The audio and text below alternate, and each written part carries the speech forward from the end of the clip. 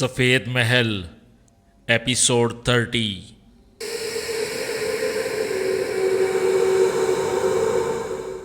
اور اس سے پہلے کہ وہ دوبارہ دریا میں ڈوب مرنے کے لیے چھلانگ لگاتا، کامران نے تیزی سے اٹھ کر اسے اپنی گرفت میں لے لیا۔ سلارا نے ایک دو مرتبہ اس کی گرفت سے نکلنے کی کوشش کی، لیکن وہ کامیاب نہ ہو سکا۔ تب کامران نے اسے سمجھایا، سلارا، زندگی کی قدر کرنا سیکھو۔ تم ابھی بہت کم عمر ہو۔ تم نے دنیا میں ابھی دیکھا ہی کیا ہے۔ مایوس نہ ہو، مجھے ساری باتیں ذرا تفصیل سے بتاؤ، اور یہ بات اپنے دل سے نکال دو کہ تم پاگل ہو۔ تمہاری بستی کے لوگ اگر تمہیں پاگل کہتے ہیں تو کہنے دو، تم مجھے کہیں سے پاگل نظر نہیں آتے۔ میں نے اگرچہ ابھی پوری بات نہیں سنی، لیکن مجھے شبہ ہونے لگا ہے کہ یہ جال تمہارے چچا کا پھیلایا ہوا ہے۔ کامران اس کا ہاتھ پکڑ کر دوبارہ درختوں کے جھنڈ میں لے آیا۔ نہیں، ایسا نہیں ہو سکتا، سلارا نے بیٹھتے ہوئے کہا۔ وہ بات ایسی ہے کہ اس میں سازش چل ہی نہیں سکتی۔ ہاں، یہ ضرور ہوا کہ میرے چچا نے اس صورتحال کا پورا فائدہ اٹھایا اور آخر میرا حق مار کر کورام کا راجہ بن بیٹھا۔ اچھا، اب اپنے پاگل قرار دیے جانے کی وجہ بیان کرو۔ کامران سلارا کو راہ راست پر لاتا ہوا بولا۔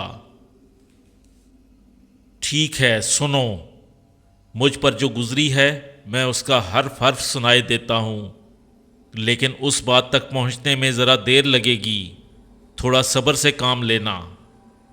سلارا نے کہا، میں کتنا صابر ہوں اس کا اندازہ تمہیں ابھی ہو جائے گا۔ تم ذرا اپنا قصہ چھیڑو تو۔ کامران نے ہنستے ہوئے اس کا بازو دبایا۔ جیسا کہ میں تمہیں بتا چکا ہوں کہ میں کورام کا راجکمار ہوں۔ میرے والد کچھ عرصہ پہلے تک کورام کے راجہ تھے۔ اب وہ اس دنیا میں نہیں رہے، لیکن کورام کی رعایا آج بھی ان کے نام کی مالا جپتی ہے، اور وہ تھے بھی اسی قابل۔ وہ اپنی رعایا سے بیٹوں کی طرح پیار کرتے تھے۔ وہ اپنی رعیت کے ایک بھی فرد کو تکلیف میں نہیں دیکھ سکتے تھے۔ انہیں دنیا میں ایک ہی شوق تھا، اور وہ بھی شیر کے شکار کا۔ انہوں نے اپنی زندگی میں کئی شیر مارے۔ وہ بنیادی طور پر ایک نڈر اور بہادر آدمی تھے، اور چچا کڑوچ کو شیر کے شکار سے بڑا ڈر لگتا تھا۔ اگرچہ وہ کورام کے سالار تھے، انہیں یقینی طور پر جیدار آدمی ہونا چاہیے تھا۔ میرے والد یعنی کورام کے راجہ شکار پر نکلتے تو حکومت چچا کڑوچ کے ہاتھ میں آ جاتی۔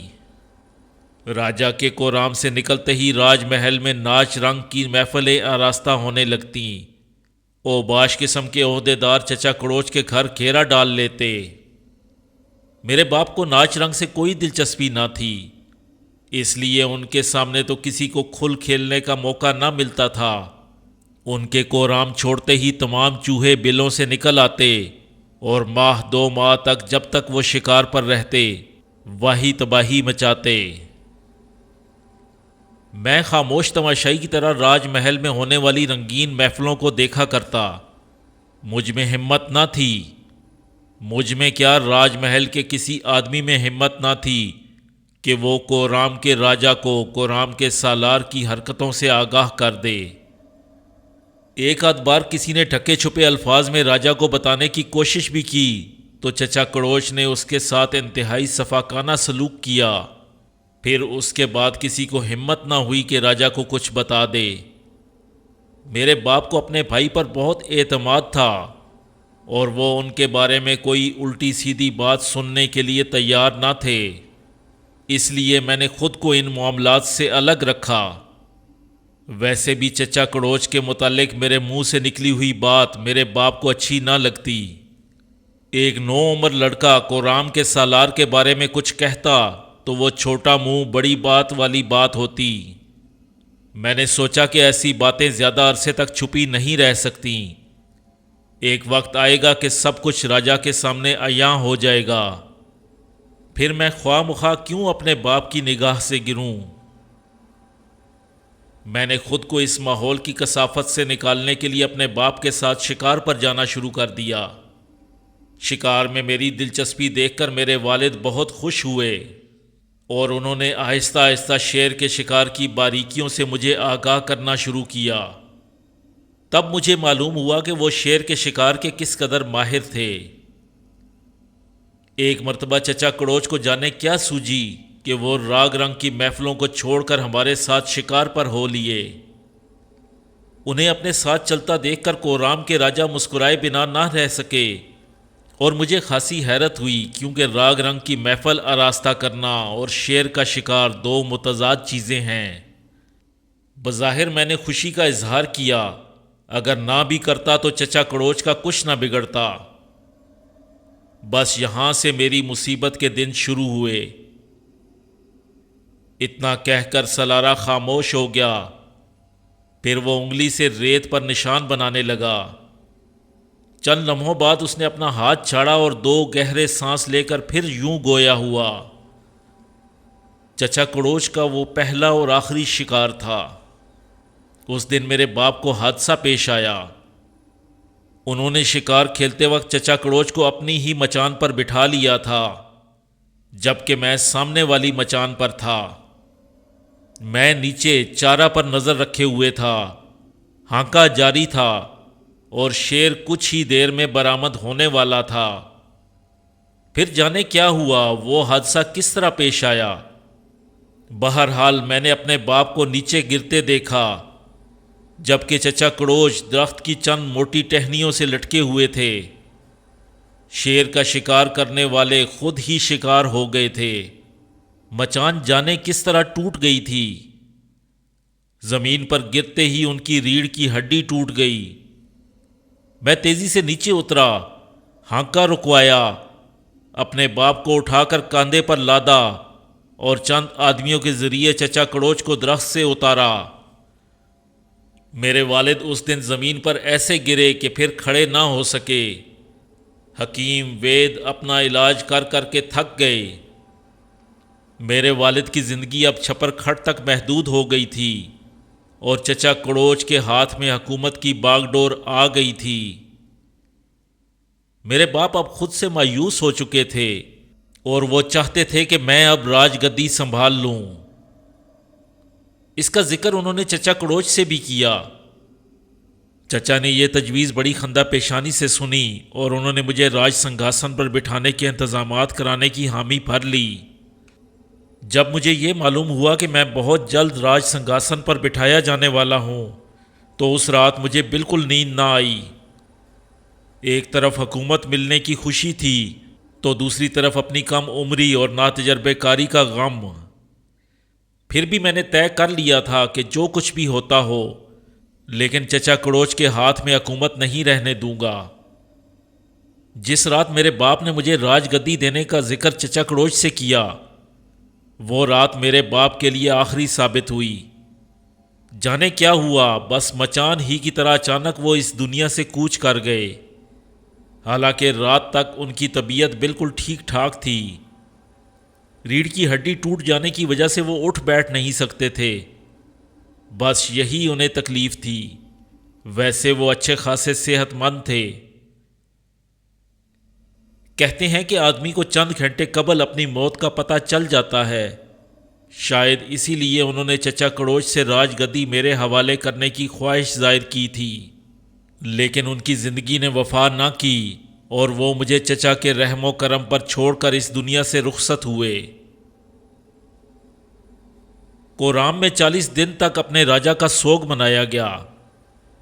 ظاہر تھا کہ مجھے اس سوگ کے دوران راج سنگھاسن پر بیٹھانے کی رسم ادا نہیں کی جا سکتی تھی۔ اس عبوری دور کے لیے چچا کڑوچ نے حکومت سنبھال لی اور کورام میں ہر طرف ان کا سکہ چلنے لگا۔ پھر انہی دنوں ایک مجسمہ نکلنے کا شہرہ ہوا یوں کہ کسی نے پرانے کھنڈرات کے نزدیک ایک گڑھا دیکھا۔ یہ گڑھا سرنگ کی طرح کافی اندر چلا گیا تھا۔ گمان ہوا کہ کسی جنگلی جانور نے یہاں ٹھکانہ نہ کر لیا ہو۔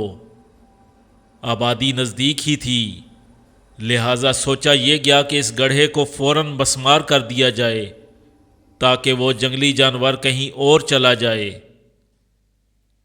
کورام کے چند آدمیوں نے مل کر پہلے خوب شور شر کیا کہ اگر کوئی جانور کھو میں موجود ہو تو نکل کر بھاگ جائے، لیکن وہاں کوئی نہ تھا۔ تب لوگوں نے اسے مسمار کرنا شروع کر دیا۔ جیسے جیسے گڑھا کھدتا جاتا وہ بجائے ختم ہونے کے بڑھتا جاتا۔ کچھ دور تک کھودنے کے بعد کھدائی بند کر دی گئی اور ایک مضبوط دل گردے کے آدمی کو اس سرنگ میں بھیجا گیا جو اب چھوٹا سا گڑھا نہ رہی تھی۔ ابھی اس آدمی کو اندر گئے زیادہ دیر نہ ہوئی تھی کہ اس کی چیخ کی آواز سنائی دی۔ باہر کھڑے سارے لوگ پریشان ہو گئے۔ وہ آدمی پسینے میں شرابور فوراً ہی سرنگ سے باہر نکلا اور باہر کھڑے ہو کر ہانپنے لگا۔ کیا ہوا؟ کسی نے پوچھا۔ اندر سیڑھیاں ہیں، وہ بمشکل بولا۔ سیڑھیاں؟ وہاں کھڑے تمام لوگ حیران رہ گئے۔ تب فوراً ہی چچا کڑوچ کو کھنڈرات میں سرنگ برآمد ہونے کی اطلاع دی گئی۔ انہوں نے قائم مقام سالار کو تحقیق کے لیے روانہ کر دیا۔ کھنڈرات کے چاروں طرف پہرا بٹھا دیا گیا۔ اب کورام کا کوئی عام آدمی سرنگ میں جانا تو دور کی بات ہے، سرنگ کے پاس سے گزر بھی نہیں سکتا تھا۔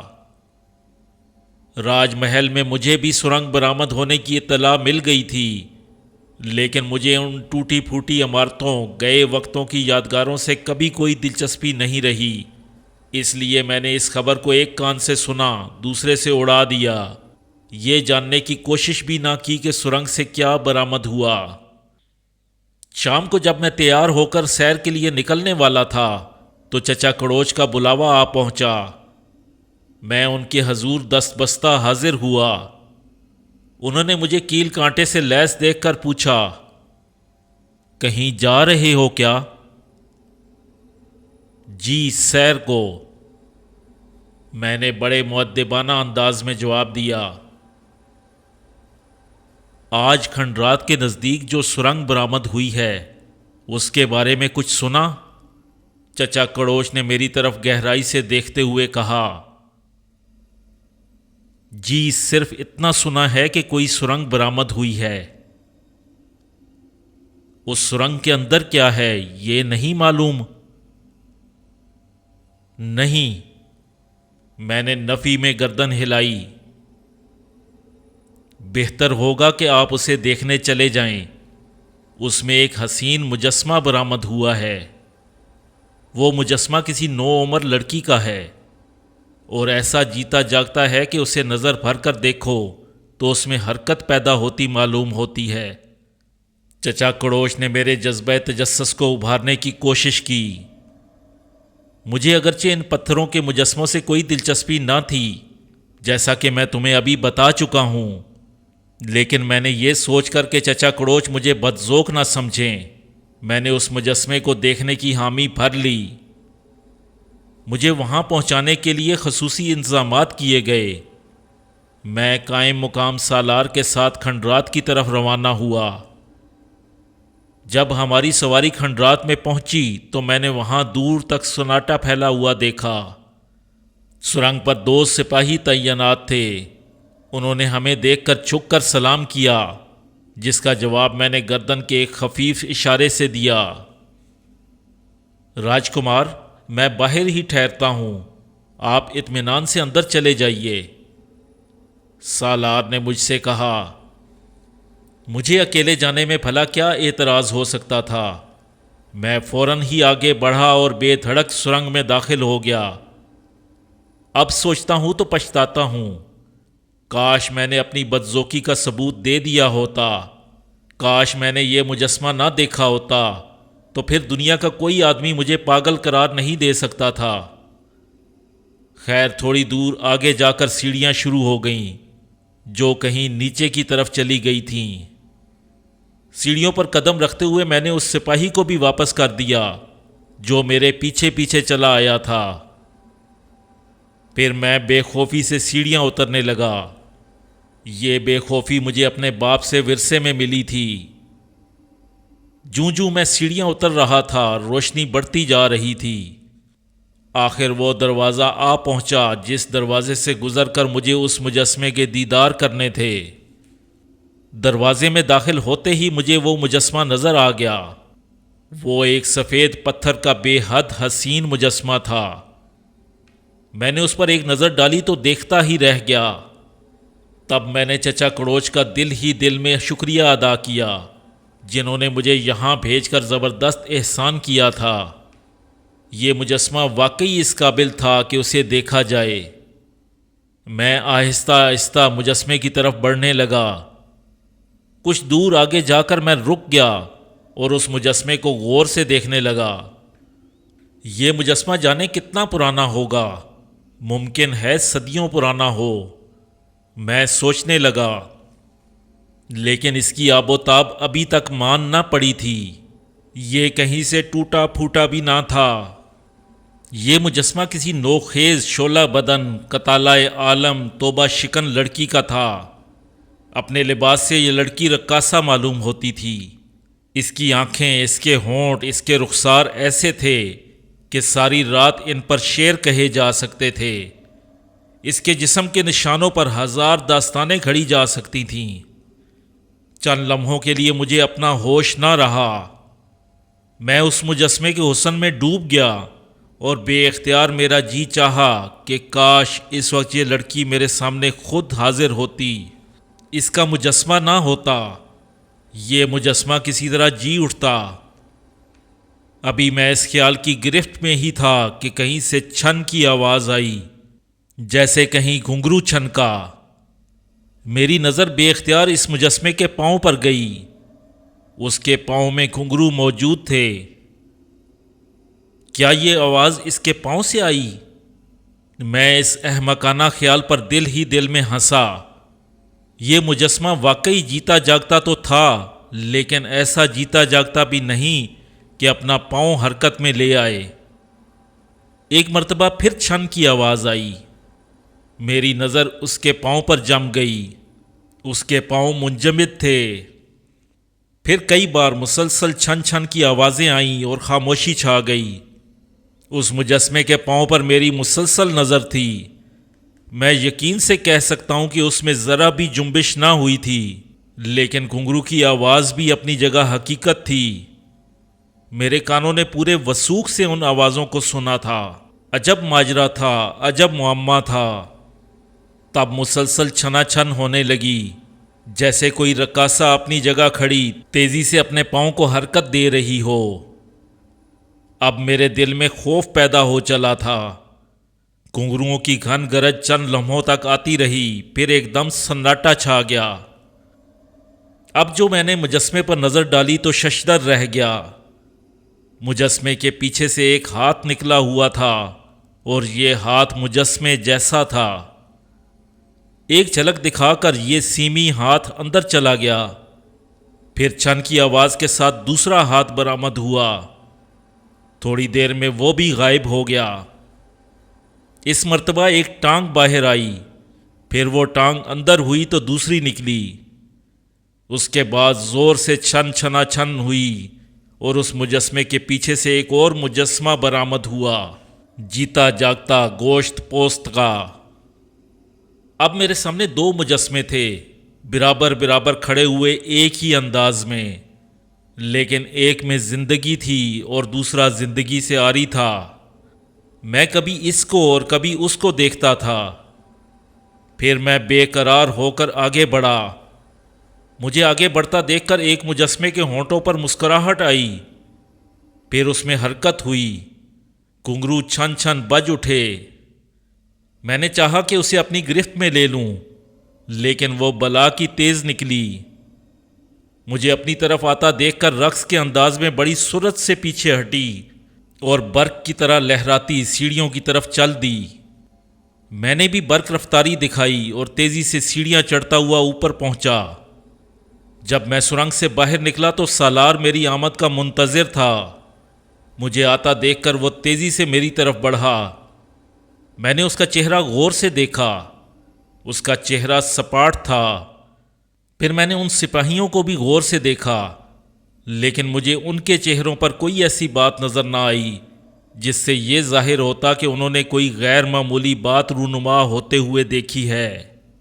میرے اندر طوفان آیا ہوا تھا۔ میں نے سالار کے قریب آتے ہی سوال کیا، وہ لڑکی کہاں گئی؟ کون سی لڑکی راجکمار؟ سالار کے لہجے میں بے پناہ حیرت تھی۔ وہ ابھی نیچے سے بھاگتی ہوئی اوپر آئی ہے، میں نے ذرا تیز لہجے میں کہا۔ لیکن راجکمار، یہاں تو کوئی لڑکی نہیں آئی۔ جب سے آپ اندر گئے ہیں میں مسلسل یہیں کھڑا ہوں۔ راجکمار، کہیں آپ کو دھوکہ تو نہیں ہوا؟ ایسے کیسے ہو سکتا ہے؟ وہ لڑکی میرے سامنے سیڑھیوں تک آئی ہے، وہ بالکل ویسی ہی تھی جیسا کہ مجسمہ۔ میری اس بات نے ان دونوں سپاہیوں کے چہرے پر ہلدی مال دی، وہ خوف سے کانپنے لگے۔ نہیں راجکمار، سالار بھی خوف زدہ ہوئے بنا نہ رہ سکا۔ ذرا آئیے میرے ساتھ۔ پھر ہم دونوں نے مل کر اوپر سے نیچے تک، یہاں سے وہاں تک کوئی جگہ نہ چھوڑی، لیکن اس لڑکی کا سراغ نہ مل سکا۔ البتہ اس کا مجسمہ ویسے ہی اپنی جگہ کھڑا تھا۔ مجھے چکر سا آ گیا۔ وہ تو سالار نے مجھے تھام لیا، ورنہ زمین پر گر جاتا۔ پھر راستے پر وہ مجھے سمجھاتا ہوا آیا۔ اس نے یہی باور کرانے کی کوشش کی کہ میں نے جاگتی آنکھوں سے کوئی خواب دیکھا۔ مجسمے سے نکلنے والی لڑکی میرا وہمہ تھی۔ سالار کے سمجھانے پر میں ہاں ہاں کرتا گیا، لیکن میرا دل اسے وہمہ ماننے کو تیار نہ ہوا۔ میں نے حقیقت میں اس مجسمے کو مجسم ہوتے دیکھا تھا۔ گھنگروؤں کی آواز اب بھی میرے کانوں میں بسی ہوئی تھی۔ جاتے جاتے اس کی آنکھوں میں جو بلاوا تھا اسے میں کیسے بھول سکتا تھا؟ جب چچا کڑوچ تک یہ بات پہنچی تو وہ موصوف رات گئے بذات خود میرے کمرے میں تشریف لے آئے اور شام پیش آنے والے واقعہ کی تفصیل پوچھی۔ میں نے پورا واقعہ تمام باریکیوں کے ساتھ ان کے گوش گزار کر دیا۔ پوری بات انہوں نے پوری سنجیدگی سے سنی۔ انہوں نے اس واقعہ کو فوراً ہی میرا وہمہ نہ کہا۔ اس رات چچا کڑوچ مجھے پہلی بار بہت اچھے لگے۔ چلتے ہوئے انہوں نے کچھ درویش صرف لوگوں سے اس واقعہ کا تذکرہ کرنے کو کہا تو وہ مجھے اور بھی اچھے لگے۔ جس نے نہ صرف میری پوری بات ہمدردی سے سنی تھی بلکہ اس ناقابل یقین واقعے پر یقین بھی کر لیا تھا۔ وہ رات پوری میری آنکھوں میں کٹی۔ میں جدھر بھی کروٹ لیتا وہ چھن سے میری آنکھوں کے سامنے آ کھڑی ہوتی۔ وہ حسین چہرہ، وہ تراشیدہ جسم، پر شباب اور توبہ شکن۔ خیالوں میں اسے اپنی گرفت میں لے لیتا۔ وہ میری باہوں میں آتے ہی مچل اٹھتی۔ اس کا ریشمی وجود میرے ہاتھوں سے پھسل جاتا اور میں ایک سرد آہ بھر کر رہ جاتا۔ صبح ہوتے ہوتے وہ میرے وجود پر بخار کی طرح چھا گئی۔ میں عشق کی آگ میں جلنے بھننے لگا، بن جل مچھلی تڑپنے لگا۔ حکیم وید بلائے گئے، کسی کی سمجھ میں میری بیماری نہ آئی۔ مجھے کوئی بیماری ہوتی تو کسی کے پلے پڑتی۔ پھر جھاڑ پھونک والے بلائے گئے۔ کل والے واقعہ کے پس منظر میں بڑی بڑی باتیں کہی گئیں۔ کسی نے کہا صدیوں پرانی ایک روح نے اس کا دل جکڑ لیا ہے۔ کسی نے کہا کھنڈرات کی ایک چڑیل نے اس کے وجود پر قبضہ کر لیا ہے۔ کسی نے کہا اس پر کوئی جننی سوار ہو گئی ہے۔ کسی نے کہا کہ کوئی نٹنی اس پر عاشق ہو گئی ہے۔ غرض جتنے منہ اتنی باتیں۔ جھاڑ پھونک ہونے لگا۔ میرے سرہانے اور دائیں بائیں عجب قسم کے لوگوں نے قبضہ جما لیا۔ دھونی دی جانے لگی، جنتر منتر پڑے جانے لگے۔ پھر مجھے ان خبیث صورتوں پر غصہ آ گیا۔ میں چھپڑ کھٹ سے اٹھا اور ایک ایک کو گدی سے پکڑ کر نکال دیا۔ دروازہ بند کر کے میں پھر آرام سے لیٹ گیا۔ جیسے ہی لیٹا وہ پھر میرے سامنے مسکراتی ہوئی آ کھڑی ہوئی۔ میرا دل اسے دیکھنے کے لیے بے تاب ہو گیا۔ میں الٹے سیدھے لباس میں جس طرح لیٹا تھا نکل کر باہر آ گیا اور ایک ملازم سے سواری تیار کرنے کو کہا۔ راج محل کے دروازے پر میرا چچا کڑوچ سے ٹکراؤ ہو گیا۔ انہوں نے مجھے ہونکوں کی طرح باہر نکلتے دیکھا تو انتہائی نرمی سے مجھے سمجھایا کہ میں جہاں بھی جا رہا ہوں مناسب لباس پہن کر باہر نکلوں۔ چچا کڑوچ کے لحاظ اور اپنی راج کماری کے بھرم میں مجھے لباس تبدیل کرنا پڑا۔ جب میں کیل کانٹے سے لیس سواری میں بیٹھ پرانے کھنڈرات پہنچا تو وہاں ایک عجیب اطلاع سننے کو ملی۔ سالار جو کئی سپاہیوں کے ساتھ سرنگ پر موجود تھا، اس نے مجھے دیکھتے ہی بڑے مؤدبانہ انداز میں سرنگ میں جانے سے روکا۔ جب میں نے سخت رویہ اختیار کیا تو اس نے مجھے صاف طور پر بتایا کہ راجا کا حکم ہے کہ مجھے کسی قیمت پر سرنگ میں داخل نہ ہونے دیا جائے۔ ساتھ ہی اس نے یہ اطلاع بھی دی کہ وہ مجسمہ یہاں سے اٹھوا دیا گیا ہے۔ چچا کڑوچ کا حکم اور مجسمہ اٹھوا دیے جانے کی اطلاع دونوں ہی میرے لیے تعجب خیز ثابت ہوئے۔ میں نے سالار سے جب مجسمہ منتقل کیے جانے والی جگہ دریافت کی تو اس نے بڑی معصومیت سے اپنی لا علمی کا اظہار کیا۔ اب مجھے چچا کڑوچ پر سخت غصہ آنے لگا تھا، لیکن میں کچھ کرنے سے قاصر تھا۔ زبان کھولنے کی تاب اور مجال نہ تھی مجھ میں خاموشی سے راج محل لوٹ آیا اور خاموشی ہی سے اپنے کمرے میں بند ہو گیا۔ شام تک میں دروازہ بند کیے پڑا رہا۔ میرے آرام میں کسی نے مخل ہونے کی جسارت نہ کی تھی سوائے اس ملازم کے جو میرے لیے کھانا لے کر آیا تھا۔ سورج ڈوبنے سے ذرا پہلے میں اپنے کمرے سے نکل کر باغ میں آ گیا اور ادھر ادھر ٹہلتا پھرا۔ دل ٹھکانے پر نہ تھا، رہ رہ کر وہ لڑکی یاد آتی، دل میں ایک ٹیس سی اٹھتی، جی بے اختیار چاہتا کہ اڑ کر اس کے پاس پہنچ جاؤں، لیکن اب کہاں جاتا؟ ظالموں نے تو اس کا مجسمہ تک اپنے ٹھکانے سے ہٹوا دیا تھا۔ انہی خیالات میں غلطاں میں ایک کنج میں بیٹھ گیا۔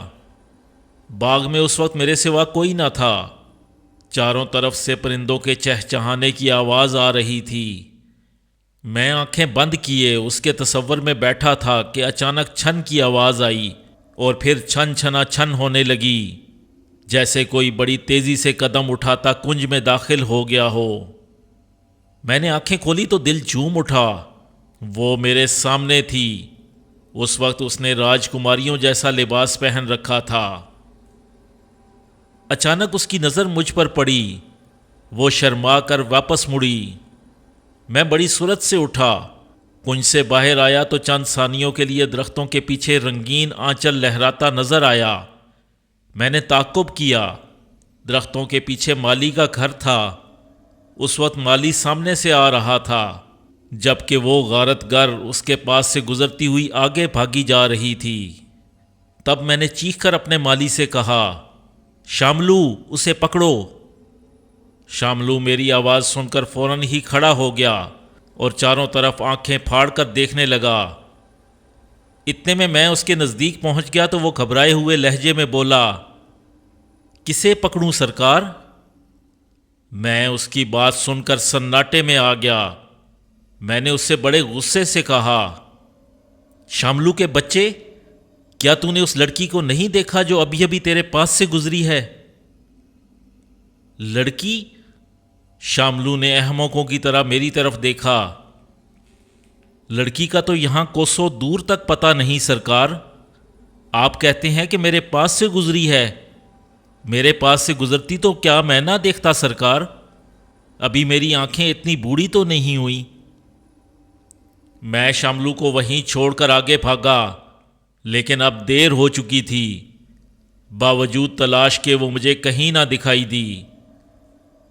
باغ میں رونما ہونے والا یہ واقعہ جانے کس طرح چچا کڑوچ تک جا پہنچا۔ رات کے کھانے کے بعد انہوں نے مجھے بلا بھیجا اور انتہائی نرم لہجے میں انتہائی سخت بات کہی، سلارا، راجکماروں جیسے اطوار اختیار کرو۔ میں نے ابھی کچھ کہنے کے لیے منہ کھولا ہی تھا کہ وہ اٹھ کر چلے گئے۔ دوسرے دن کا سورج میرے لیے کچھ نئی آزمائشیں لے کر آیا۔ اب کورام میں ہر طرف میرے پاگل ہو جانے کا چرچا تھا۔ کسی کی سمجھ میں یہ بات نہ آتی تھی کہ صدیوں پرانے مجسمے کے عقب سے ویسی ہی لڑکی کس طرح نکل آئی، اور اگر نکل بھی آئی تو وہ صرف راج کمار کو کیوں دکھائی دی، سالار اور سپاہیوں کو کیوں نہ دکھائی دی۔ نچلی سطح پر مالی کا بیان بڑی تیزی سے پھیلایا جا رہا تھا، اور اب ایک عام آدمی بھی مجھے مشکوک نگاہوں سے دیکھنے لگا تھا۔ اب چچا کڑوچ کا رویہ میرے ساتھ یکسر بدل گیا تھا۔ وہ اس لڑکی سے متعلق کوئی بات سننے کو تیار نہ تھے، اور برملا اسے میرے دماغ کا خلل کہنے لگے تھے۔ وہ ہمدردی جو پہلے دن ان میں نظر آئی تھی وہ غائب ہو چکی تھی۔ اب وہ بات بات پر میرا مذاق اڑانے لگے تھے۔ راج محل اور کورام کی سرزمین میرے لیے تنگ ہوتی جا رہی تھی۔ اس دن میں راج محل سے باہر نکلا۔ میرے پاگل ہونے کی تمام اطلاعات مجھے میرے کمرے میں ملتی رہیں، اور میں صبر کے گھونٹ پیتا رہا۔ میں تم سے سچ کہتا ہوں کہ مجھے اس بات کی بالکل پرواہ نہ تھی کہ چچا کڑوچ اور کورام کے لوگ میرے بارے میں کیا سوچتے ہیں۔ مجھے پرواہ تھی تو صرف اس ہوش ربا کی جو مجھ سے میرا سکون لوٹ لے گئی تھی، جو صرف چند لمحوں کے لیے مجھے نظر آتی تھی۔ ابھی آنکھیں اس کا جلوہ سمور نہ پاتی تھیں کہ وہ بلبلے کی طرح غائب ہو جاتی۔ میں تمام مصائب سے بے خبر اس سے بات کرنے کا خواہش مند تھا، اسے دیکھنا چاہتا تھا، اسے چھونا چاہتا تھا۔ شام کو دروازے پر کسی نے دستک دی تو معلوم ہوا کہ چچا کڑوچ نے میرے لیے سواری تیار کروا دی ہے، اور وہ چاہتے ہیں کہ میں سیر کرنے نکلوں، اس لیے کہ کمرے میں پڑے پڑے مجھے پورا دن ہو گیا۔ میں جلد ہی الٹا سیدھا لباس پہن کر راج محل کے سامنے کھڑی سواری میں آ بیٹھا۔ یہ چچا کڑوچ کی سواری تھی جو انہوں نے ازراہ عنایت چند گھنٹوں کے لیے مجھے بخش دی تھی۔ اس گاڑی میں بیٹھ کر سیر کرنے کا اور ہی مزہ تھا۔ اگرچہ یہ میرے لیے نئی نہ تھی، میں اپنے باپ کے زمانے میں بارہا اس پر سیر کر چکا تھا۔ 16 گھوڑوں کی یہ گاڑی فراٹے بھرتی ہوئی جا رہی تھی۔ ٹھنڈی ہوا جسم کو گدگدا رہی تھی، ایک فرحت کا احساس ہو رہا تھا۔ اچانک میری نظر دائیں جانب پڑی۔ سڑک کے کنارے درختوں کے سائے میں نے کسی لڑکی کو جاتے دیکھا۔ اس بیاباں جنگل میں تنہا لڑکی کو دیکھ کر مجھے بڑی حیرت ہوئی۔ میں نے گاڑی بان سے کہا، گاڑی آہستہ کرو۔ تب اچانک اس لڑکی نے پلٹ کر دیکھا۔ مجھ پر بجلی سی گری اور میں نے گاڑی روکو کے حکم کے ساتھ گاڑی سے چھلانگ لگانا چاہی، لیکن میرے دائیں بائیں پائیدانوں پر کھڑے محافظوں نے میرا راستہ روک لیا۔ سامنے اس لڑکی کو دیکھتے ہو؟ یہ وہی لڑکی ہے، مجسمے والی، میں نے بے قراری سے کہا۔ سرکار، یہاں تو دور تک کوئی لڑکی نہیں، ایک محافظ نے مجھے چڑھانے کے انداز میں کہا۔ اندھو، تمہیں اگر وہ لڑکی نظر نہیں آ رہی تو میں کیا کروں؟ ہٹو میرے سامنے سے، آج میں اسے نہیں چھوڑوں گا، میں نے غصے سے کہا۔ راجکمار، آپ گاڑی سے نہیں اتر سکتے، راجا کا یہی حکم ہے، ایک محافظ نے زبان چلائی۔ تب میں نے سامنے نگاہ کی تو اسے جھاڑیوں میں غائب ہوتے دیکھا۔ میں غصے سے بے قابو ہو گیا۔ قریب ہی کوڑا پڑا تھا، میں نے کوڑا اٹھا لیا اور وحشیانہ انداز میں اس محافظ پر برسانے لگا۔